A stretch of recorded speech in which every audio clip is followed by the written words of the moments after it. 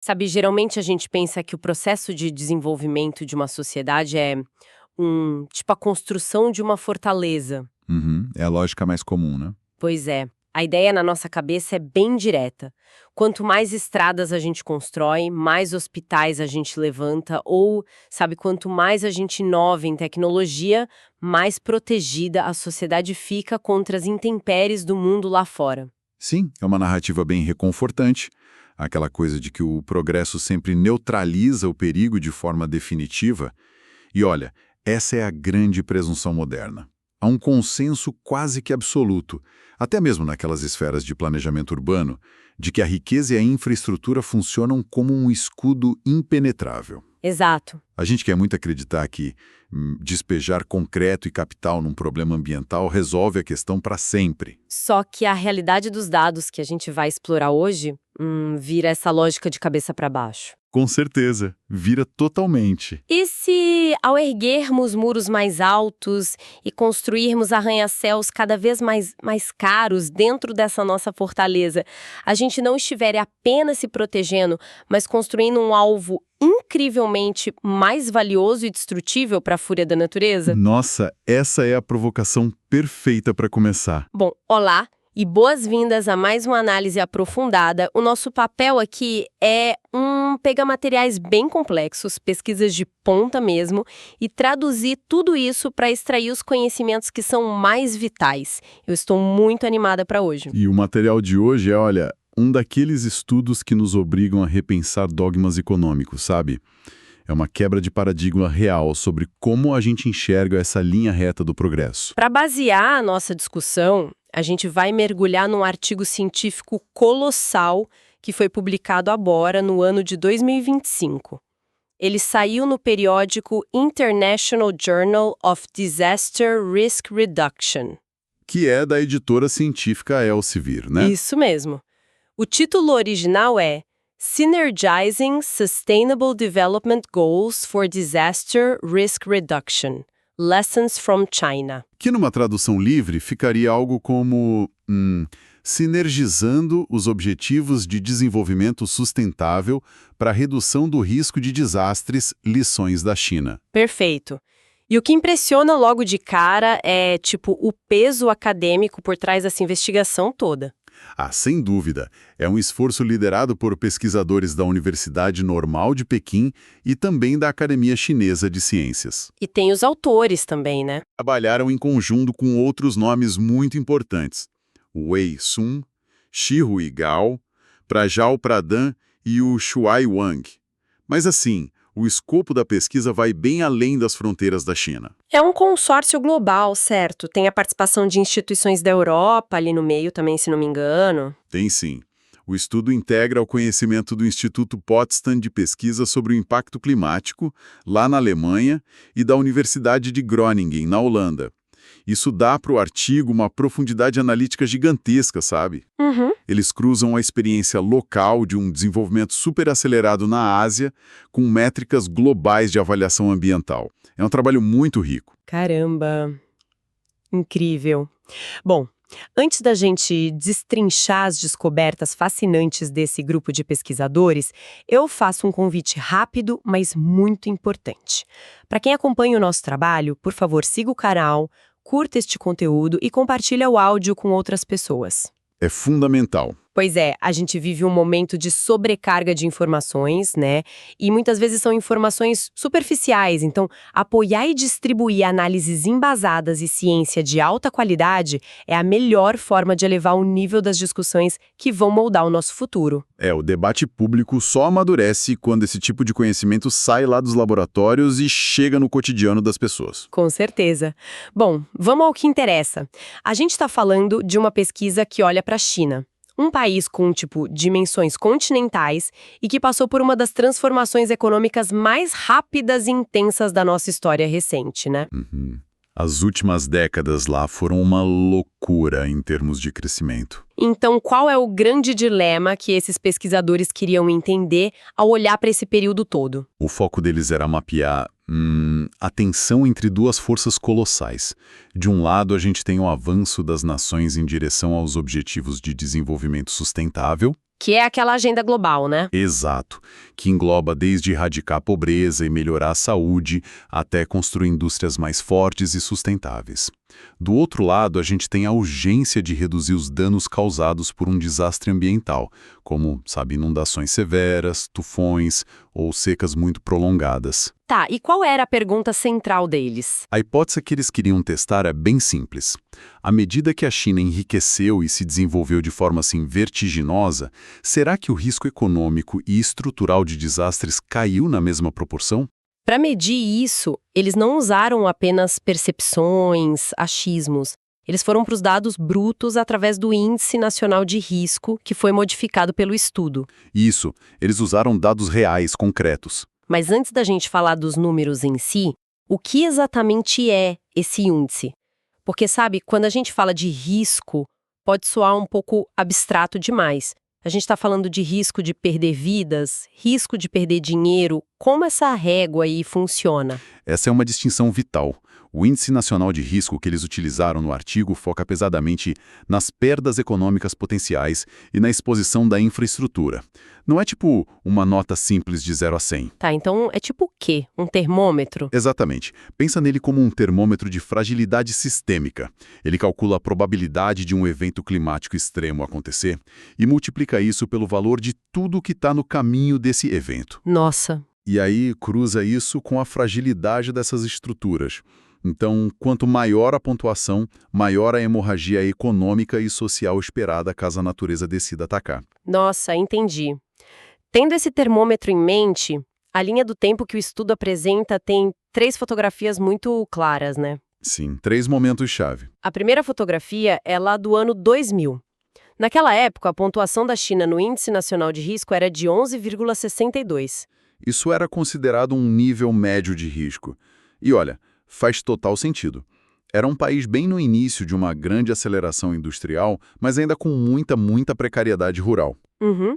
O que nos leva direto para a segunda fotografia. A gente avança 10 anos para o ano de 2010.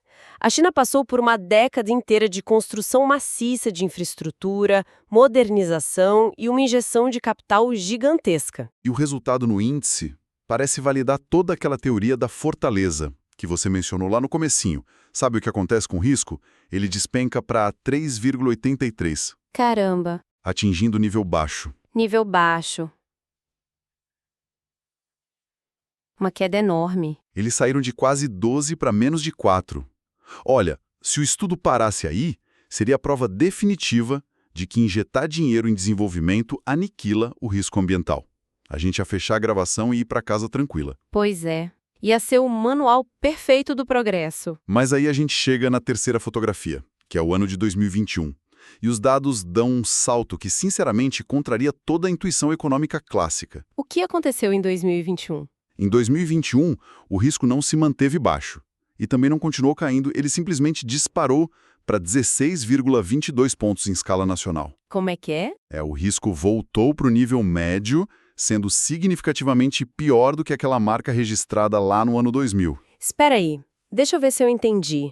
Eles passaram 20 anos construindo pontes melhores, sistemas de drenagem supermodernos, tecnologias de satélite para previsão do tempo, e o risco potencial de perda ficou maior do que era antes de tudo isso começar? Exatamente isso. Mas como isso sequer é possível na prática? Eu fiquei chocada quando li essa parte. Eu também, fiquei surpreso. Mas é o que o estudo classifica como uma relação não linear. É uma trajetória em forma de U, sabe? Curva em U, tá. Isso. Inicialmente, as melhorias mais básicas, como estradas pavimentadas e alertas climáticos, elas realmente salvam vidas e propriedades. Isso derruba o risco lá embaixo. Mas o desenvolvimento econômico não para por aí. Ele continua acelerando. Continua. E aí ele cria aglomerações urbanas gigantescas, atrai cadeias de suprimentos globais, densifica toda a infraestrutura em áreas que, geologicamente, continuam sendo zonas de perigo. Sabe, para visualizar isso meio longe das planilhas e dos gráficos, pensa na construção de um bairro do zero. Manda bala, gosto de analogias. Imagina uma grande planície de inundação perto de um rio instável. Lá vive uma comunidade em situação de pobreza, com casas muito simples, tipo de madeira ou barro. O risco ali é constante, né? Uma tempestade mais forte é suficiente para causar um estrago imenso na vida daquelas pessoas. Com certeza. O índice de risco aí seria bem alto devido à fragilidade extrema das construções e à falta de rotas de fuga, claro. Isso. Aí vem o progresso. O governo intervém, asfalta tudo, canaliza parte do rio, constrói muros de contenção enormes e um baita sistema de esgoto. E aí a situação melhora. Muito. De repente, as chuvas de verão normais não causam mais enchente. O bairro fica, teoricamente, seguro e o índice de risco despenca. Seria o equivalente àquela fotografia de 2010. A fase boa. Só que a consequência dessa nova segurança aparente é que a região se torna um polo de atração financeira absurdo. Onde havia aquelas casinhas simples, os investidores sobem complexos residenciais de luxo. Shoppings, escritórios. Exato, instalam servidores de tecnologia e constroem polos industriais caríssimos. A terra que era de barro, agora é só cimento e vidro. E aí a gente chega no ponto de virada. O que acontece quando cai uma chuva de proporções históricas?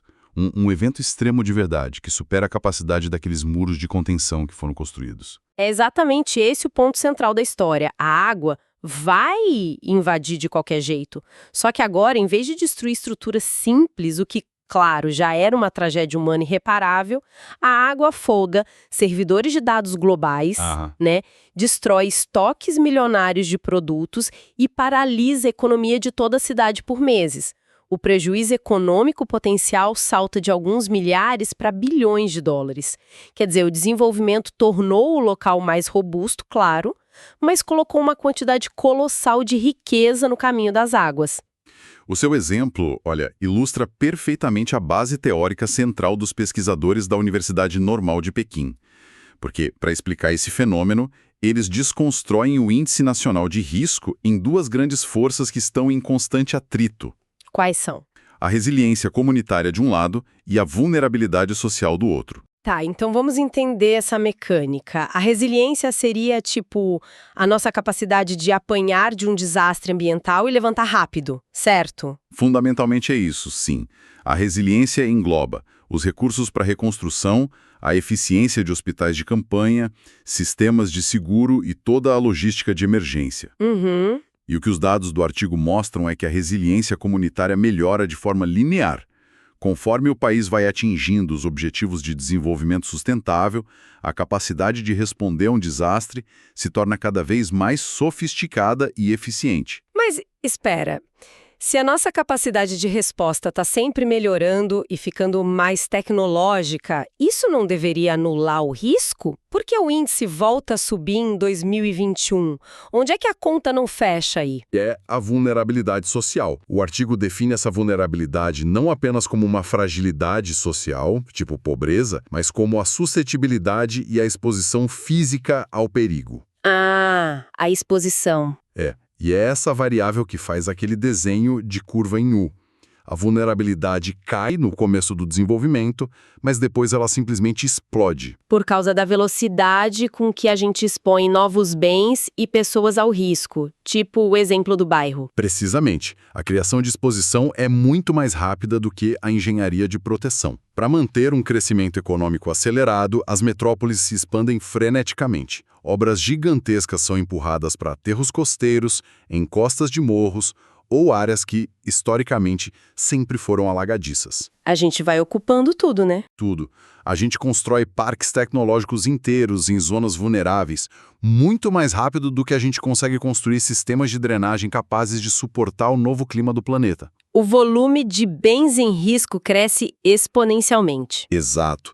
Então, mesmo que os bombeiros e os sistemas de seguro sejam incrivelmente ágeis por causa da alta resiliência, a quantidade de riqueza destruída no impacto inicial do desastre ambiental é tão brutal, mas tão brutal, que o risco total avaliado dispara. Nossa, entender essa dinâmica muda muito a nossa perspectiva sobre o que é de fato investir em segurança, porque fica muito claro que focar apenas em grandes obras de engenharia civil, como construir represas maiores e muros mais altos, não resolve o problema a longo prazo. Definitivamente não resolve sozinho. O que então a ciência aponta como solução? O artigo, os autores lá, eles investigaram a interação de todos os objetivos do desenvolvimento sustentável, né? O que realmente tem o poder de achatar essa curva de risco.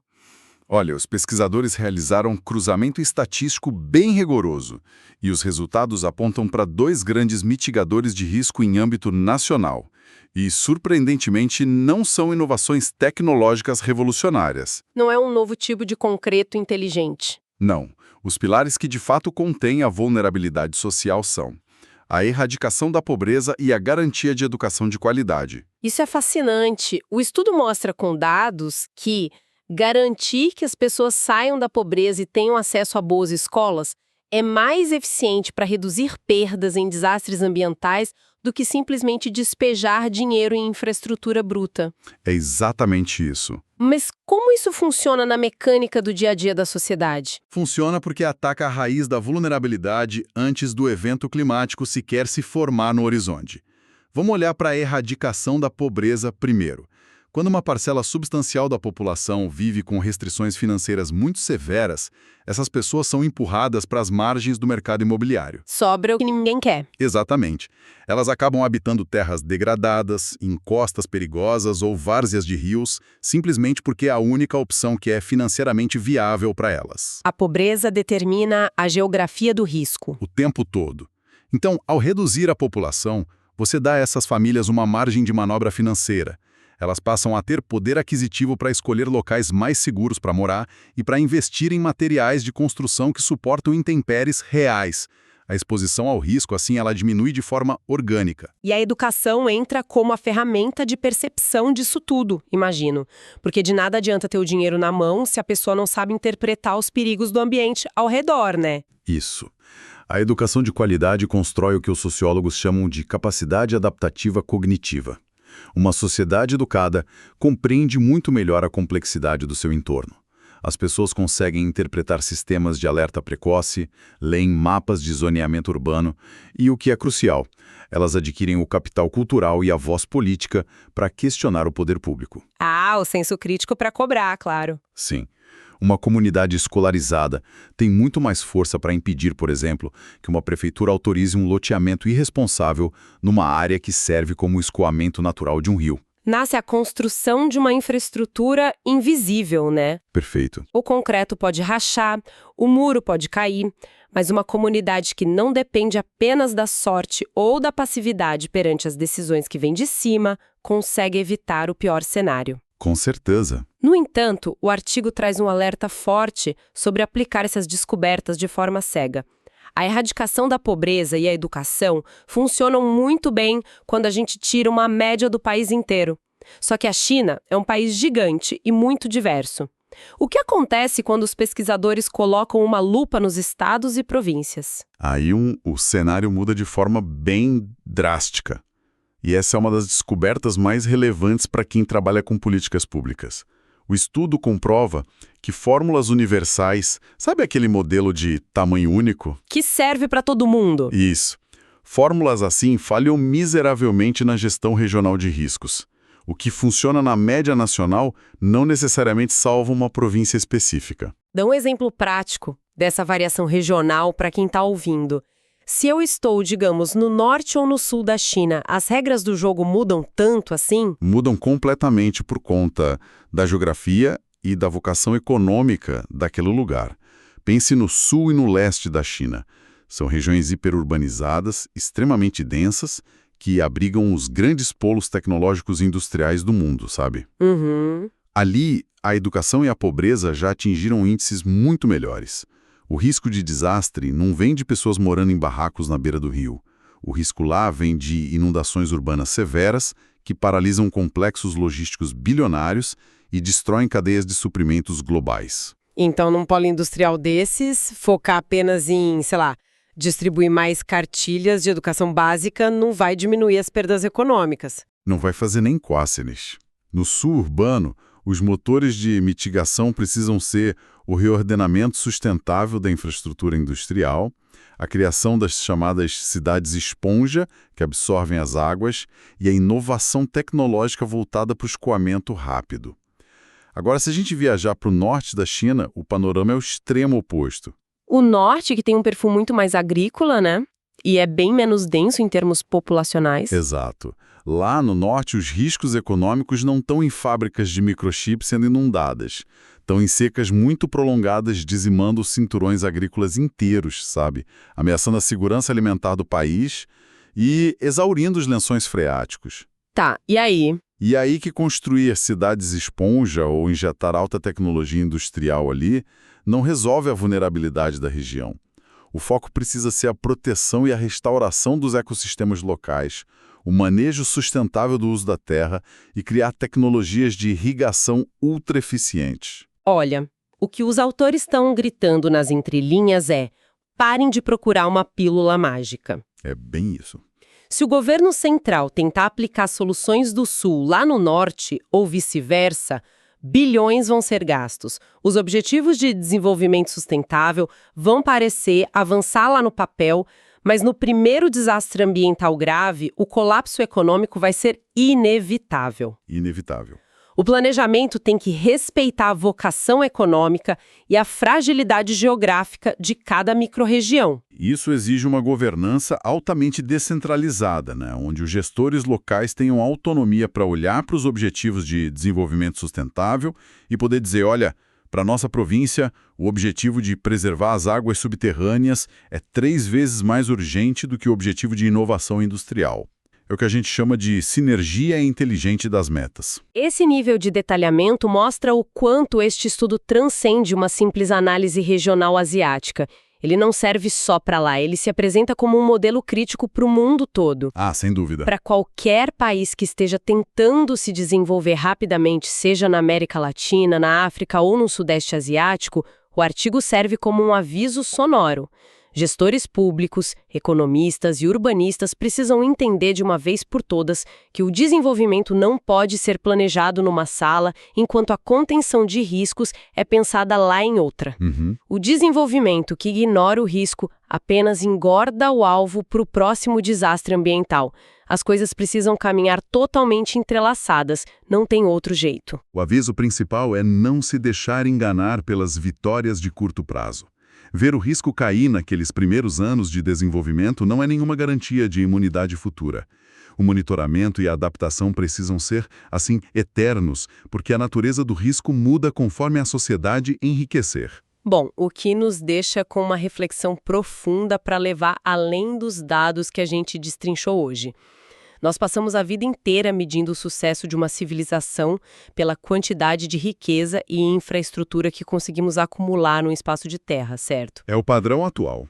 Mas se o adensamento constante e essa busca incessante por mais complexidade urbana acabam a longo prazo aumentando vertiginosamente o tamanho das perdas econômicas e sociais diante das forças inevitáveis da natureza, Pois é. será que não chegou a hora da gente redefinir radicalmente o que significa a palavra progresso neste nosso século? É um questionamento que desafia o cerne do nosso modelo civilizatório. Crescer economicamente, sem se tornar um alvo maior, exige muita sabedoria e limites muito, muito claros. É algo para a gente continuar pensando, sem dúvida. Bom, para encerrar, nós gostaríamos de informar com total transparência para quem está ouvindo que o conteúdo desta análise aprofundada é uma síntese automatizada produzida com apoio de inteligência artificial. O nosso objetivo aqui é traduzir estudos acadêmicos que são bem densos em discussões claras, objetivas e acessíveis a todos. Nós agradecemos muito o tempo e o interesse de cada pessoa que nos acompanhou até aqui. Um abraço e até a próxima análise. Até lá, pessoal!